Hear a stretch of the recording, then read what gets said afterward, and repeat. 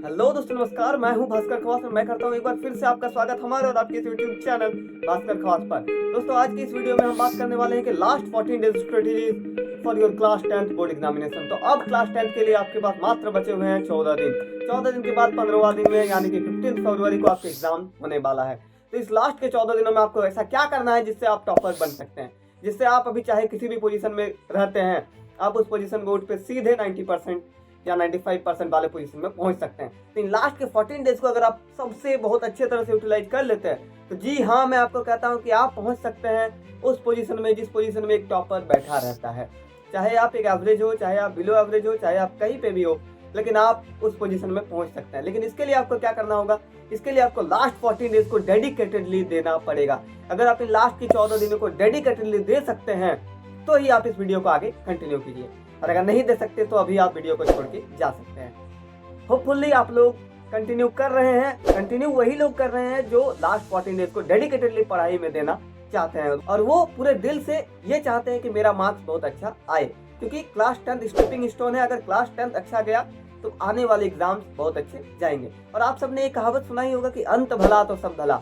तो अब अंत समय है, और अंत समय में अगर आप कुछ अच्छा कर जाते हैं, कुछ तूफानी कर जाते हैं, तो आपका रिजल्ट भी तूफानी हो जाएगा। तो चलिए जानते हैं इसी वीडियो में कि कैसे इन लास्ट के 14 डेज को मोस्ट इफेक्टिव करा जाए और इन लास्ट के 14 डेज में कमाल करके कमाल रिजल्ट लाया जाए। So let's start today's video. Welcome to our 30 days 30 tips video day 8। So let's start today's journey. तो गाइस, सबसे पहले आपको क्या करना है? सबसे पहले आपको ध्यान देना है कि आपके पास कितना टाइम है। आपके पास अब 14 दिन है। 14 दिन में भी 1 या 2 दिन तो बसंत पंचमी के लिए चल जाएगा, जिसमें आप नहीं पढ़ पाएंगे। हो सकता है 1 दिन या हो सकता है 2 दिन।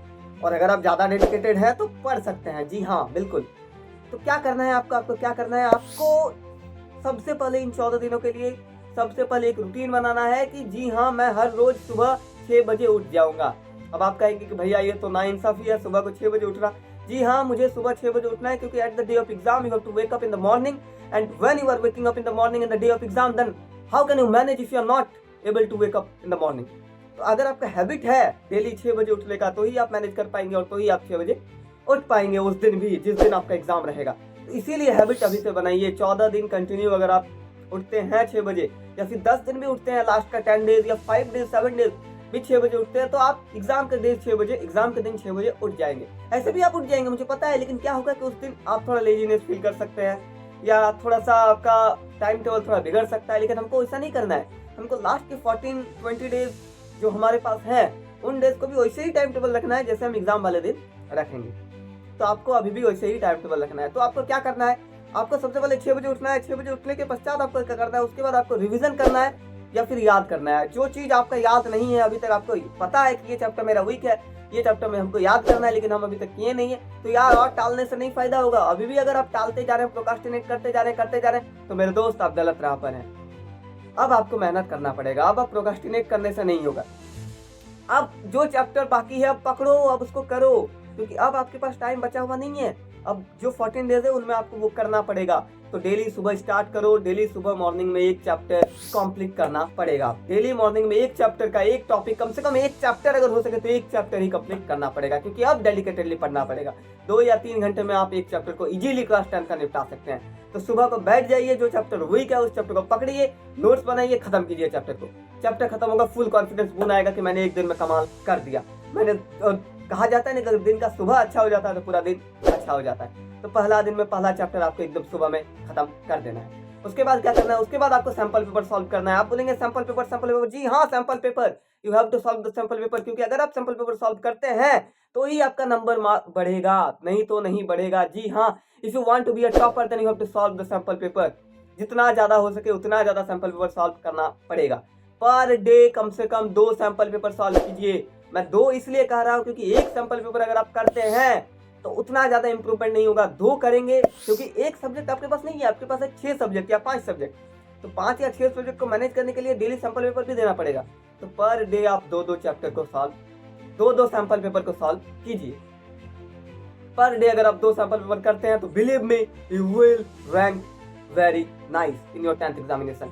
तो आपको डेली 2-2 सैंपल पेपर सॉल्व करना है। कब करना है?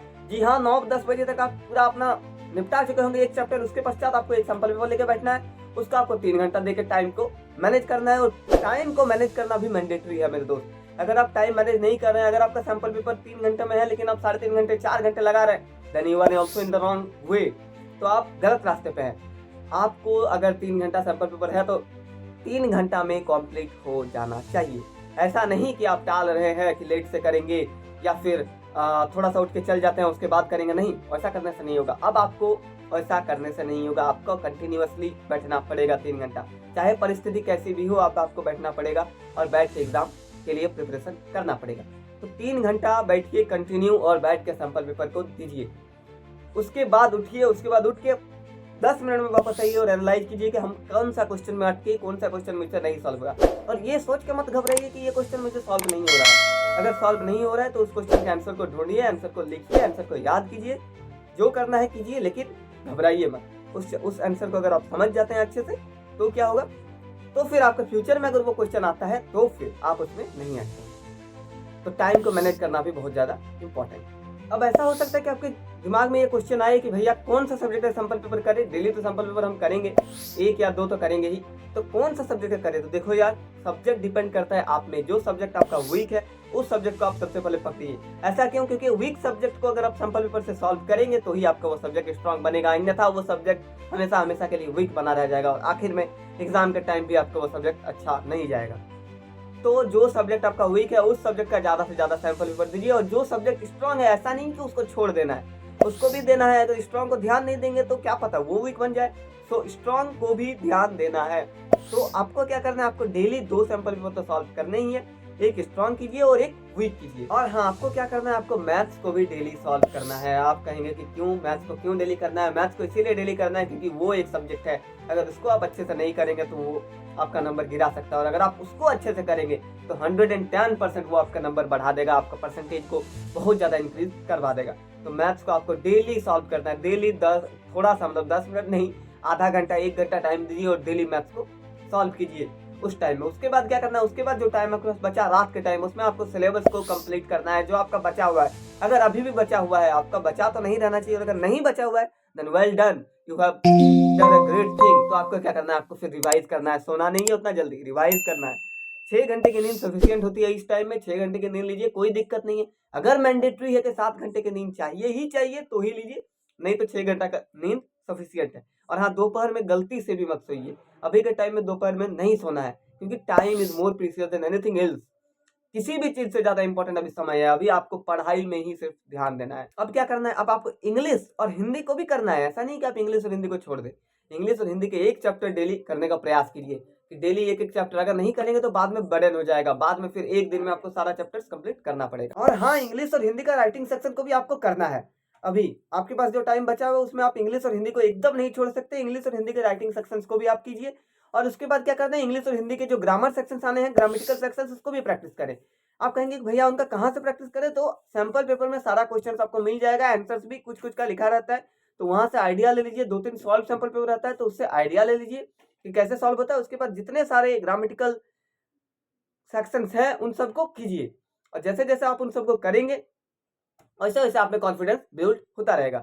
और आप सबको पता है कि अगर आपका अंत बहुत अच्छा होता है तो आपका सब कुछ अच्छा हो जाएगा। और आपको क्या करना है, आपको एक भी चैप्टर लीव नहीं करना है। Do not leave even a single chapter, even a single topic, क्योंकि क्लास 10th में ऐसा कोई चैप्टर है ही नहीं जिसे लीव करा जाए।